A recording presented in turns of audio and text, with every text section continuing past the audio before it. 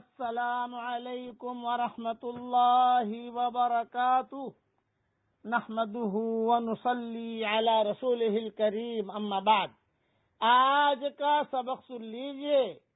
آج کے سبق کی سرخی ہے پڑوسیوں کے ساتھ اچھا سلوک کیجئے۔ Part number 4۔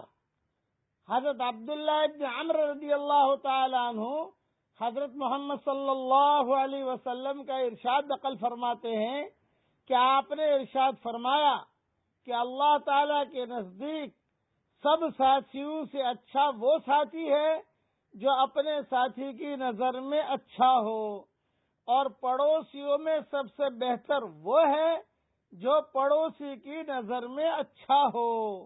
یہ حدیث ترمذی میں ہے اور یہ حدیث شعب الایمان میں بھی ہے۔ بحث ابن حکیم رضی اللہ تعالی عنہ اپنے دادا سے نقل کرتے ہیں کہ میں نے عرض کیا کہ اے اللہ کے رسول صلی اللہ علیہ وسلم، میرے پڑوسی کا میرے اوپر کیا حق ہے؟ تو آپ نے ارشاد فرمایا، نمبر 1، جب وہ بیمار ہو تو اس کی عیادت کرو۔ نمبر 2، اگر مر جائے تو اس کے جنازے میں شامل ہو جاؤ۔ نمبر 3، اور اگر وہ تم سے قرض مانگے تو اسے قرض دو۔ نمبر 4، اور اگر اس کے پاس ستر چھپانے کے کپڑے نہ ہو تو اسے کپڑے پہناؤ۔ نمبر 6، اب نمبر 6 ہے یا 5 ہے مجھے پتا نہیں، لیکن دیکھ لینا آپ لوگ، اور اگر اسے کوئی بھلائی نصیب ہو تو اسے مبارکباد دو، اور اگر کوئی مصیبت آئے تو اسے دلاسا دو، اور اپنی عمارت پڑوسی کی عمارت سے اونچی بنا کر اس کی ہوا مت روکو، اور اپنے خوشبودار ہنڈیاں پکا کر اس غریب کو تکلیف مت دو کہ تم اس پڑوسی کو اس میں شریک بھی نہ کرو۔ یہ حدیث ترغیب میں ہے اور شعب الایمان میں بھی ہے۔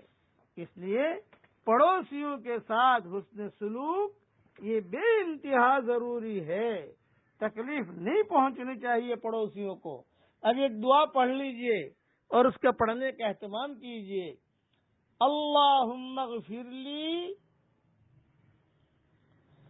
وارحمنی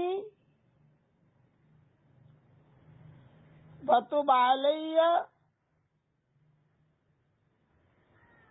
انک انت التواب الرحیم۔ ترجمہ بھی پڑھ لیجئے۔ یا اللہ مجھے بخش دے اور مجھ پر رحم کر اور میرے توبہ قبول کر، تو ہی بڑا توبہ قبول کرنے والا اور بڑا رحم والا ہے۔